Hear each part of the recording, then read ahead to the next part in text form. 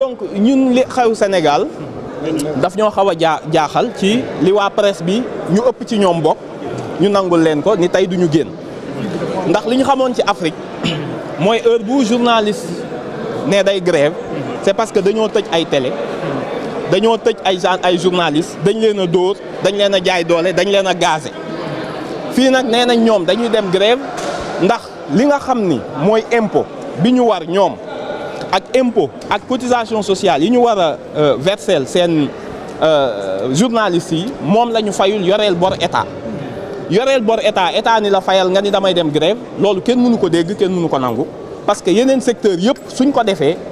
ko defee kan mooy fayal journaliste bi retraite am kan mooy fayal journaliste am cotisation sociale am ñoom ñoo ko jël fan lañ ko dugal journalistes yi ñoo waroon grève contre le patron de presse ni leen suñuy cotisation sociale fu ngeen ko dugal parce que da ngeen ñu koo collecté dagguñu ko ci suñuy salaire ba pare damm ko ci seen i poos loolu moo jaaduwul mais loolu yëpp ba mu amee pour ñu xam ni dañoo war a dajalewaat nit ñi journalistes yi ak état ñu toog presse bi dafa nekk ci jafe-jafe ndax modèle bi mu doon fonctionner moom moo yegg si tey ci limitam loolu kese la au lieu ñu comprendre ko noonu ñu jéem a dugg ci chantage bi ñu xamoon xaaral gouvernement bu ñu joxul xaalis bu ñu signéelul convention ñu bind ci ñoom yu bon loolu moom régime bii du ko doxe nee na leen na ngeen ñëw ngeen toog ñu waxtaan bu ñu lijjantee cotisation sociale yeeg yooyu ba pare ñu toog nag waxtaanee un nouveau mode un nouveau presse bu bees boo xamante ni dañ koy garantiral un financement pérenne parce que presse bu yorul xaalis indépendance financière bu ko presse amul du mën a libre te presse dafa am solo ci réew donc ñëwuñu état bi jógul régime bi ñëwul gouvernement bu président Ousmane Sonko président Bassirou Diomaye Faye jóguñu pour bâillonner la presse lu dul ni leen li ngeen fi yoroon te yéen a ko yor ci régime mu Macky Sall dem leen ngeen wax ak waa impôt ngeen xool nan ngeen di juboo ak ñoom loolu jarul grève parce que chantage bi du jàll ndax yeneen secteur yëpp bu ñu leen bàyyee ñu jàll yeneen secteur yëpp def ni ñoom daal ni ñun tamit suñ grévé du ñu fay mais cotisation sociale salarié bi moo ko moom ndax bu demee retraite loolu lañ koy fay léegi yow boo dammee sa poche retraite bi nga xam ni da nga ko koo dagg ci salaire am te versé woo ko ñëpp def noonu je pense réew du doxe noonu maintenant nag war nañ waxtaan ñun ñëpp ñu daje ndax presse lu am solo la ci réew démocratie mënul dem sans presse mais presse boo xam ni dañ ko marchandiser politiser ko mu nekk levier boo xam ni dafa am certains patrons yu koy utiliser pour seeni business loolu moom dafa war a jeex parce que journaliste bi bu liibrul indépendant financière bu ko amul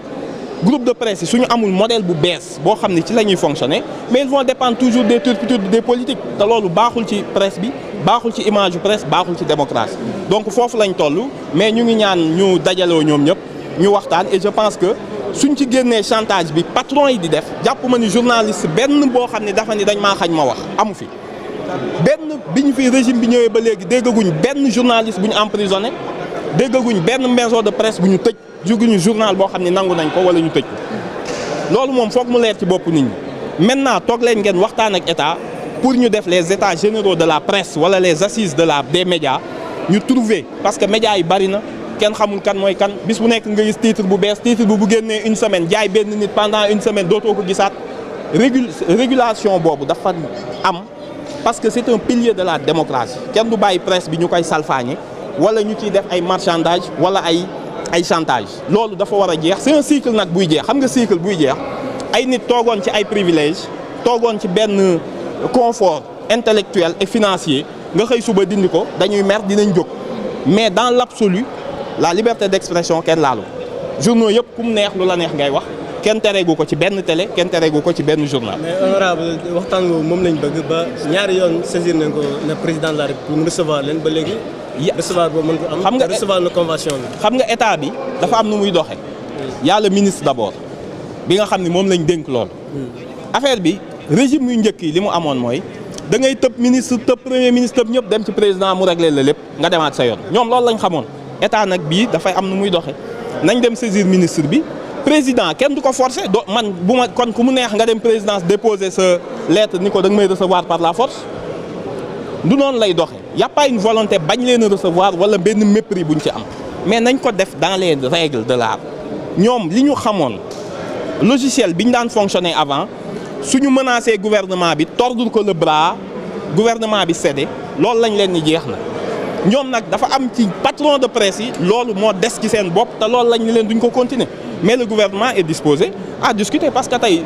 ku amul presse munoo wax yaa ngi ci démocratie donc le gouvernement a intérêt à avoir une presse libre une presse boo xam ni fiabilité ak solidité financière am dootul dépendre ci desiderata politique dootul rek man da ngeen may neex bu ngeen bindee lu ma neex ma jox leen xaalis bu ngeen joxul cotisation sociale ma génneel leen amnistie tant que yéen a ngi ci li ma neex tant que yéen a ngi nekk bras armé d'un parti pour xeex ñeneen ak et cetera il faut ñu assainir loolu mu nekk une presse responsable qui suit le gouvernement su defee lu jaaduwul mu wax ko loolu mooy dundal démocratie mais chantage bi moom na jeex. ñu ñëw si ouverture session bi tey waaw bon ouverture session bi session extraordinaire la parce que dañ ni leen woon premier ministre dafa ni woon seen règlement intérieur baaxul changé leen ko ma soog a ñëw ñu ne ko prétexte ngay wut mais ñoom tey ñoo ñu woo ni ñu kaay leen moo ngi nii dossier baa ngi nii ñu changé règlement intérieur bi ndax li ngeen doon wax dëgg la donc tey li premier ministre doon wax dëgg la ndax l'objet de cette session extraordinaire bi ñuy def mooy pour changer effectivement le règlement intérieur pour se conformer à la restauration post premier ministre bi ñu delloo si donc ñu ngi xaar conférence président yi réunir tout à l'heure ñu wax ñu calendrier bi ñu discuter ko en plénière ñu xool lan lañ ciy téye ak lan lañ ci dul téye noonu la dem merci beaucoup.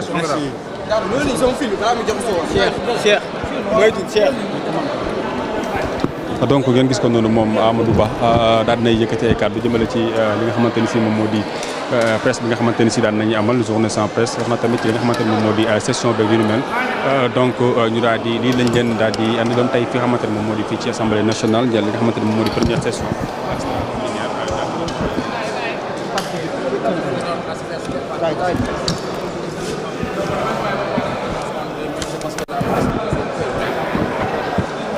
Le Sénégal est devenu une vraie démocratie. Et aujourd'hui, cette journée en presse, une journée sans démocratie. C'est un des pas entiers de notre démocratie qu'on est en train de servir, au lieu de la réflexion de fond.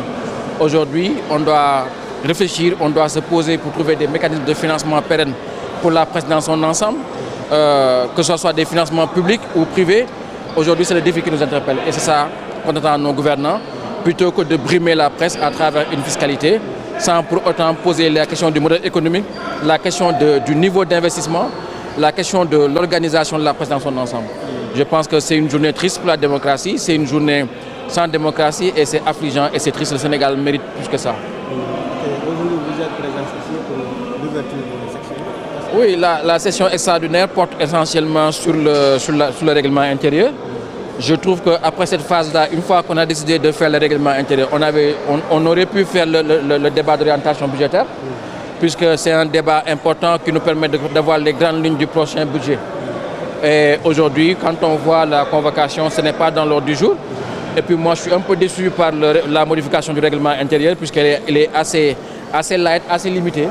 puisqu'il ne concerne que quelques éléments sémantiques et essentiellement les éléments relevant du Premier ministre. Alors qu'aujourd'hui, on a la certitude quasiment que le Premier ministre ne viendra pas. Ce qu'on aurait dû faire, c'est faire une modification qui porte sur de manière transversale, qui change le règlement intérieur en profondeur et pour la prochaine législature, puisque vous le savez tous, ce règlement est totalement à changer. Maintenant, on a décidé de faire uniquement une modification qui, à la limite, ne servira à rien, puisque je suis convaincu que le Premier ministre ne viendra pas. Donc on peut dire que l'histoire a donné raison au Premier. L'histoire ne lui a pas, puisque le règlement a changé. Vous savez tous que depuis des mois, on le réclame. Des députés ont déposé des demandes au niveau du bureau pour mettre sur la table la question du règlement intérieur. Je pense que l'occasion nous est donnée de réviser ça en profondeur et de manière totalement politique, puisqu'il y a des choix qui sont faits qui sont des choix politiques. Quand vous décidez de dire que dans cette assemblée, 10 députés peuvent former un groupe parlementaire, ça a des instances politiques, parce que ça peut entraîner le fractionnement d'autres groupes parlementaires. Mais aujourd'hui, décider de changer uniquement sur le règlement intérieur, sur les aspects liés au Premier ministre, alors que le Premier ministre ne viendra pas, alors qu'on ne peut pas faire la DEB, je pense qu'aujourd'hui, c'est un peu un déni de responsabilité, ce qui s'est passé aujourd'hui. On aurait pu faire plus, on aurait pu faire mieux, mais ce qu'on va faire, et on va en parler en commission.